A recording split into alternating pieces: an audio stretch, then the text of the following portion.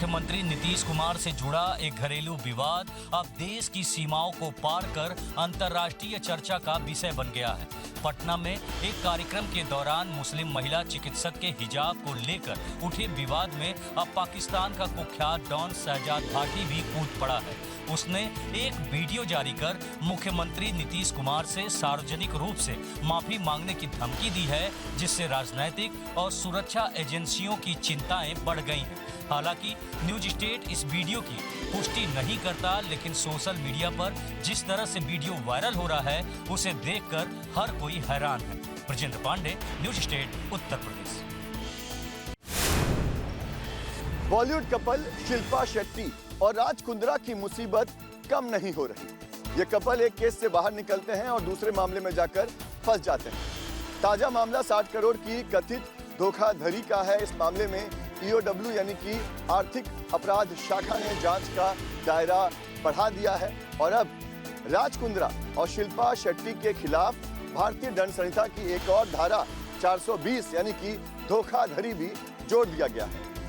Video journalist Siddhesh वास्के के साथ Pankaj Mishra, news state, Uttar Pradesh, Uttarakhand. Bihar में अब सोशल मीडिया पर अश्लीलता फैलाने वालों के खिलाफ राज्य सरकार अब कार्रवाई करते हुए नजर आएगी। देखिए, बिहार के उप मुख्यमंत्री और साथ ही साथ बिहार के गृह मंत्री सम्राट चौधरी के आदेश के बाद अब एक नई गठन जो है वो किया जा रहा है, नए विभाग का गठन किया जा रहा है, जिसमें फेसबुक, इंस्टाग्राम, यूट्यूब और एक्स जैसे सोशल साइट पर निगरानी रखी जाएगी।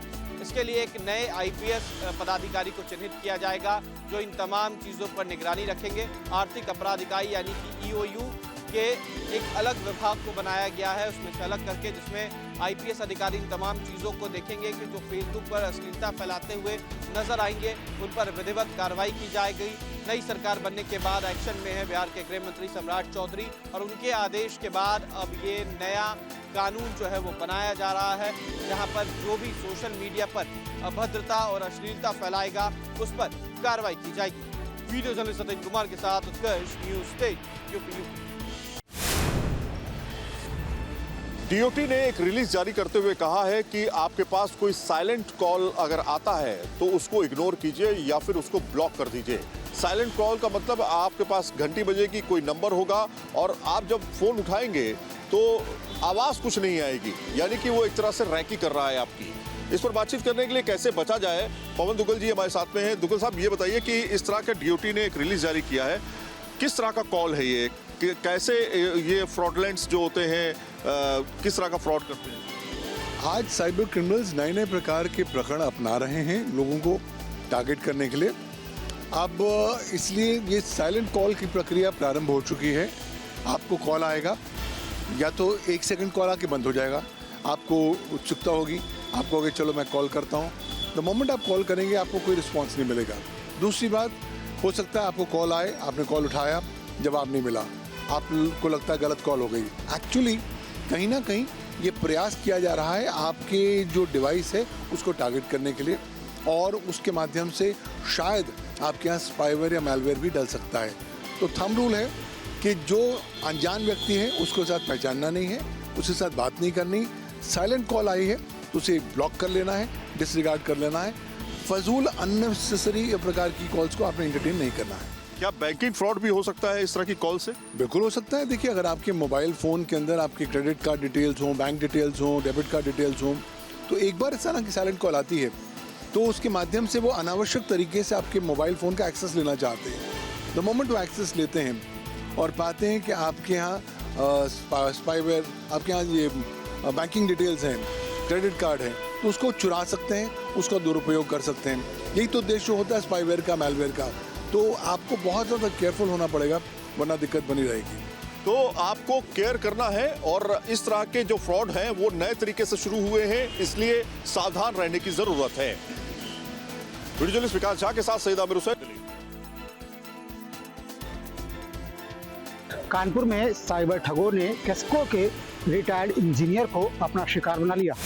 उन्होंने रिटायर्ड इंजीनियर और उनकी पत्नी को 69 दिनों तक डिजिटल अरेस्ट रखा और 53 लाख रुपए ठग लिए। दरअसल साइबर ठगों ने उन्हें उनके आधार के जरिए एक सिम खरीदे जाने और उस सिम से फोन करने के बाद एक युवती के द्वारा सुसाइड करने की बात कही।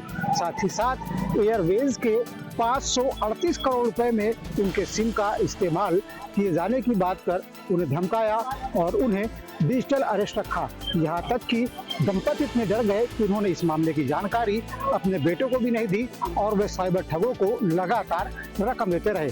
जब उन्हें अपने साथ हुई ठगी का एहसास हुआ तो उन्होंने मामले की शिकायत कोहना पुलिस से की। अधिकारियों का कहना है कि मामले में जांच की जा रही है और पीड़ित को इंसाफ दिलाने के लिए काम किया जाएगा। News state Kanpur. 2019 में वंदे भारत एक्सप्रेस की शुरुआत हुई थी। मौजूदा समय में 164 ट्रेन का नेटवर्क वंदे भारत का तैयार है, जो लगभग हर एक राज्य तक दस्तक दे चुका है। और अगर 2019 से 2025 की बात करें तो वंदे भारत हाईटेक ट्रेन इतनी फेमस हुई है कि लगभग 7.5 करोड़ यात्री वंदे भारत एक्सप्रेस से सफर कर चुके हैं। सबसे खास बात यह है कि Vande Bharat make in India technology से निर्मित हाईटेक ट्रेन है।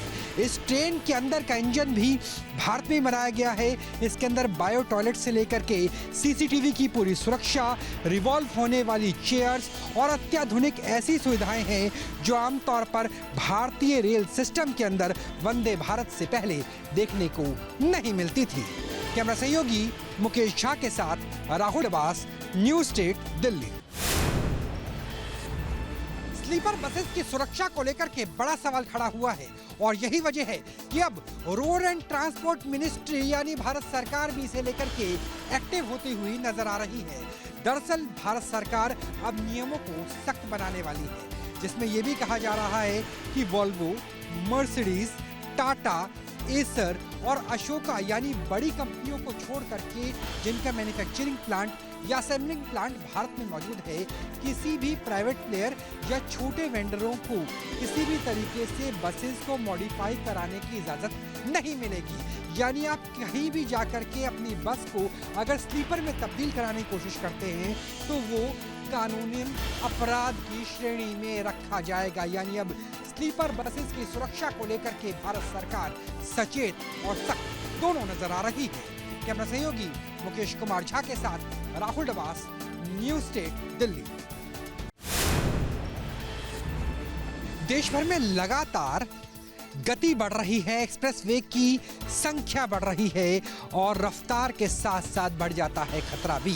खास तौर पर जब दिसंबर जनवरी का महीना होता है, कोहरा इतना घना कि हाथ को हाथ नजर ना आए और ऐसे में ड्राइव करना बेहद मुश्किल हो जाता है। यहाँ पे कुछ सीटों को छोड़ करके बाकी जो तमाम सीटें हैं वो स्लीपर है और यहाँ पर अगर कोई झटका लगता है, क्योंकि कई बार जब एक्सीडेंट होता है झटका लगता है, तो सबसे महत्वपूर्ण होता है सीट बेल्ट, जो हम आमतौर पर वॉल्वो की कई बार गाड़ियों में देखते हैं, बसों में देखते हैं, सीट बेल्ट नहीं होती और हेडरूम जितना बेहतर होगा उतना बेहतर है। जो बैठी हुई स्थिति है उसमें तो फिर भी ठीक है, लेकिन अगर कोई लेटी हुई स्थिति में होगा तो स्थितियां और ज़्यादा मुश्किल नज़र आएंगी। स्लीपर में आप देख लीजिए, यहाँ आपको डबल बेड नज़र आ जाता है। बहुत बार ऐसा होता है कि दो लोग एक साथ सफ़र कर रहे हैं, कई बार पति पत्नी भी होते हैं तो ऐसे में लेटी हुई स्थिति में निकलना भी बेहद मुश्किल हो जाता है एक्सीडेंट जैसी स्थिति में।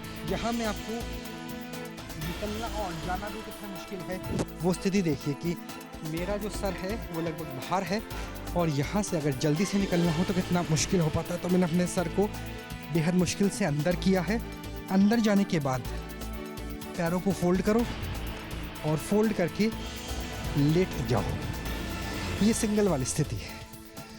तो यहाँ पर अगर कोई व्यक्ति लेटा हुआ है और कई बार संभावना रहती है कोहरे में धुंध में एक्सीडेंट की, तो उसके लिए निकलना और निकल कर के बाहर निकलना कितना मुश्किल होता है। तो कैमरा सहयोगी मुकेश झा के साथ राहुल अब्बास, न्यूज़ स्टेट दिल्ली।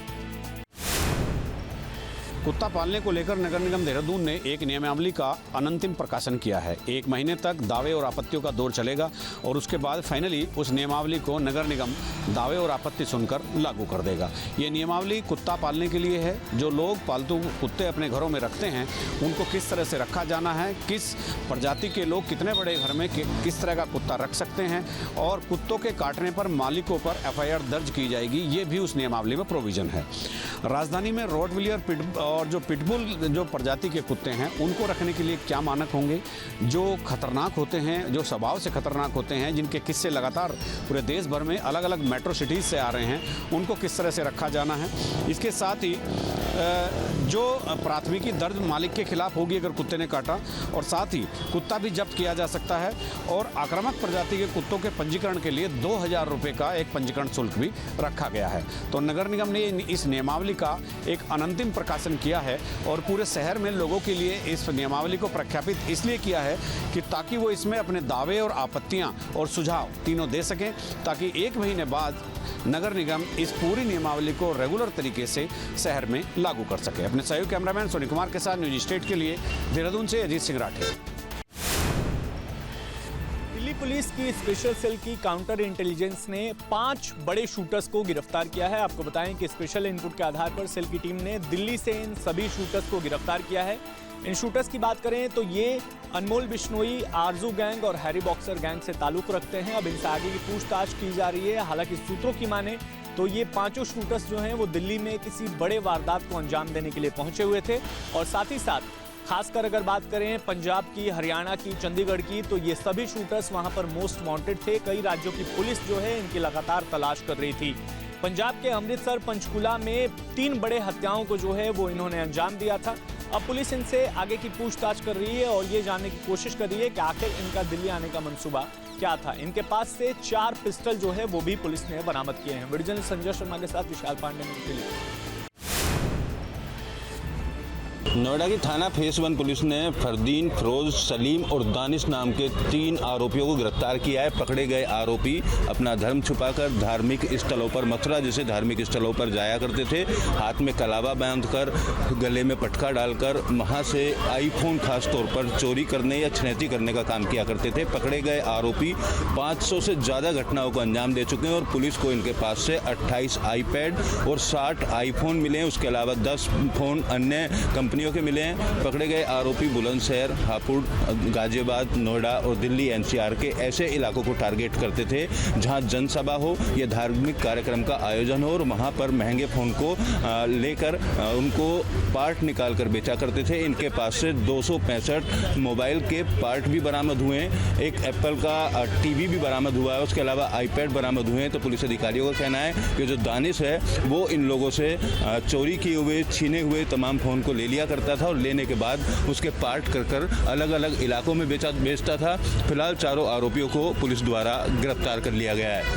पूरा गैंग पकड़ा गया है जो लगातार क्षेत्र में मोबाइल स्नैचिंग किया करता था। इसमें मुख्य रूप से फिरोज, फरदीन और सलीम ये अपराधी हैं जो मोबाइल स्नैचिंग का काम करते थे। और जो इसका मास्टरमाइंड है दानिश, वो मोबाइल को खरीदता था, वहाँ पे इकट्ठा करता था अपने दुकान पे सारे मोबाइलों को और ऑन डिमांड मोबाइल को सप्लाई किया करता था। या जो महंगे मोबाइल है उनके पास। अहमदाबाद में आज सुबह ही 5 स्कूलों को बम से उड़ाने की धमकी मिलने के बाद लोगों में दहशत देखने को मिल रही है। आप मेरे पीछे देख सकते हैं कि अहमदाबाद की जो वेजलपुर इलाके में जायडस स्कूल है, यहाँ पे बम की जो मैसेज मिला था जिसको लेकर तंत्र ने अलर्ट मोड पे आके आप देख सकते हो कि जो फायर की टीम है वो स्टैंड बाय रख दी है। पुलिस का बड़ा जो काफिला है वो यहाँ बंदोबस्त रख दिया है। साथ में पूरी स्कूल है उसको खाली कराया गया है। जो पेरेंट्स हैं उनको कॉल करके इन्फॉर्म किया गया है। और साथ में आप देख सकते हो कि BDDS और पुलिस की जो टीम है फिलहाल जायडस स्कूल में पहुंची है। एक साथ 5 स्कूलों में जो बम की जो मैसेज मिला था जिसको लेके यहाँ पे सघन चेकिंग चल रहा है। जैसे अहमदाबाद की जेबर स्कूल है, महाराजा एग्रेसन है, DV इंटरनेशनल स्कूल है और ये जायडस स्कूल है। यहाँ पे आप देख सकते हो बड़ी तादाद में पुलिस बंदोबस्त रख दिया गया है। साथ में स्कूल में फिलहाल BDDS बम और की जो टीम है वो यहाँ पहुँची है। फायर की टीम है स्टैंड बाय में। यहाँ पे आप देख सकते हो फिलहाल जो कार्यवाही है वो चल रही है। बम ढूंढा जा रहा है। ये बम थ्रेट का जो मैसेज मिलते ही तंत्र अलर्ट हो गया था और जो 5 जो स्कूल है वहाँ पे बंदोबस्त रख दिया गया है।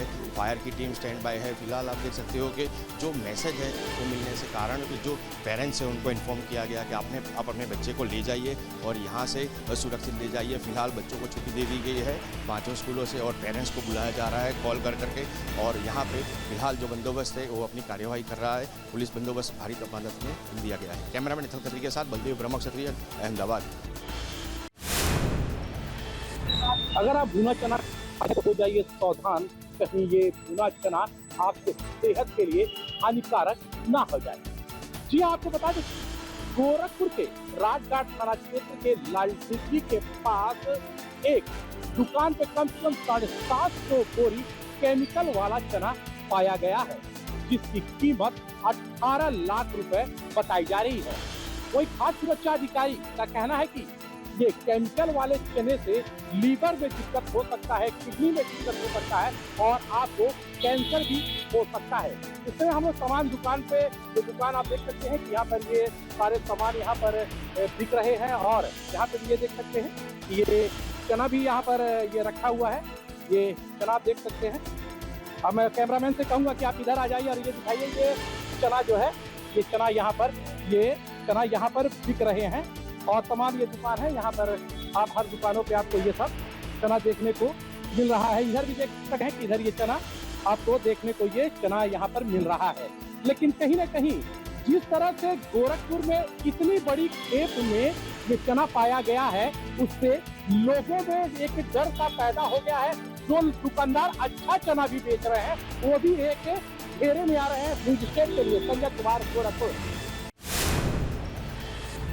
अगर आप भुने हुए चने खा रहे हैं तो वो चने नहीं, जहर हैं, जिसको लेकर जनपद हापुड़ में लगातार खाद्य विभाग छापेमारी कर रहा है। हम यहाँ पर एक स्टोर पर हैं, आप देख सकते हैं कि यहाँ पर चने की सैंपलिंग की जा रही है और खाद्य विभाग ने कई सौ कट्टे कल भी जो चने के हैं वो सीज किए हैं। ये भुने हुए चने जो हैं, इन पर बताया जा रहा है कि केमिकल लगाकर इनको शाइनिंग की जाती है और वो जो केमिकल है वो बहुत ही स्वास्थ्य के लिए घातक है, जो मानव स्वास्थ्य के लिए इतना घातक है कि उससे गंभीर बीमारियां हो सकती हैं। यहाँ पर जो खाद्य विभाग के अधिकारी हैं उनसे बात करते हैं और जानते हैं कि क्या ये पूरा अभियान है और क्या नुकसान जो देता है, इन पर चने पर लगने वाला जो केमिकल है वो क्या नुकसान देता है। तो आयुक्त खाद्य सुरक्षा औषधि प्रशासन के विशेष निर्देश हैं और जिलाधिकारी महोदय के नेतृत्व में निर्देशानुसार एक कार्रवाई हो रही है, जो 15 से 17 तक विशेष अभियान चल रहा था। चने के होलसेल विक्रेता, स्टॉकिस्ट और ई कॉमर्स सेंटर में जो चने बेचे जा रहे हैं उसकी सैंपलिंग करके उसकी जांच कराने का अभियान है। कल 65 बैग सीज किया गया था नवीन मंडी में और आज यहाँ स्मार्ट पॉइंट पर 2 ब्रांड के नमूने लिए जा रहे हैं जो बिक्री के लिए उपलब्ध हैं और इसका भी स्टॉक जब्त कर दिया जाएगा जब तक रिपोर्ट आने जाती है। रिपोर्ट आने पर विधिक कार्रवाई की जाए। वो केमिकल अखाद्य है, जो जिस कलर से, ऐसी अब सूचना है कि जिस कलर का ये लोग इस्तेमाल कर रहे हैं वो अखाद्य कलर होता है, मानव स्वास्थ्य के लिए हानिकारक है। तो क्या नुकसान देता है सर वो कलर? नुकसान तो जनरली ये धीरे धीरे करके आदमी के किडनी, हार्ट सबको प्रभावित करता है, क्योंकि चना आदमी इस्तेमाल करता है और उसको शुद्धता के लिए इस्तेमाल करता है। तो जनता से भी अपील है कि वो चने की चमक पर न जाएं, देख के समझकर उसका करें और अगर कहीं ज़्यादा संदेह हो तो विभाग को सूचित करें। ये कार्रवाई तो लगातार चलती रहेगी। News state. काशीपुर कोतवाली पुलिस को एक बड़ी सफलता हाथ लगी है, जहां टांडा उज्जैन इलाके में काशीपुर पुलिस और एसओजी की संयुक्त टीम ने बड़ी कार्रवाई को अंजाम देते हुए नशीले इंजेक्शन की एक बड़ी खेप बरामद की है। नशे के खिलाफ अवैध अभियान लगातार जिस तरीके से काशीपुर पुलिस और जिला उधम सिंह नगर पुलिस का लगातार अभियान जारी है, तो वहीं आज जिस तरीके से ये मामला सामने आया है, तो बताया जा रहा है कि बीते रोज काशीपुर पुलिस और एसओजी की संयुक्त टीम ने जो है एक कार्रवाई को अंजाम दिया, जहां टांडा उज्जैन इलाके में एक गोदाम के अंदर लगभग जो है 44,000 नशीले इंजेक्शनों को बरामद किया है। और इस छापामार कार्रवाई में जहां एक बड़ी नशीली की एक बड़ी खेप बरामद हुई, तो बताया ये जा रहा है कि इस लगभग 1,32,00,000 की कीमत इस नशीली खेप की आकी जा रही है। वहीं आरोपी जो है विपुल चौहान, जो कि गाजियाबाद के थाना गाजियाबाद बिजनौर का रहने वाला बताया जा रहा है और काशीपुर के कबीर नगर में लंबे समय से रह करके यहाँ नशीले इंजेक्शनों को सप्लाई कर बड़ी मात्रा में अपनी चांदी काटने में मशगूल था। फिलहाल इस कार्रवाई से जहां नशे पे एक बड़ा प्रहार के रूप में देखा जा रहा है। इस स्टेट के लिए मैं रफी खान। राजधानी दिल्ली में दिल्ली सरकार की तरफ से एक बड़ा फैसला लिया गया है।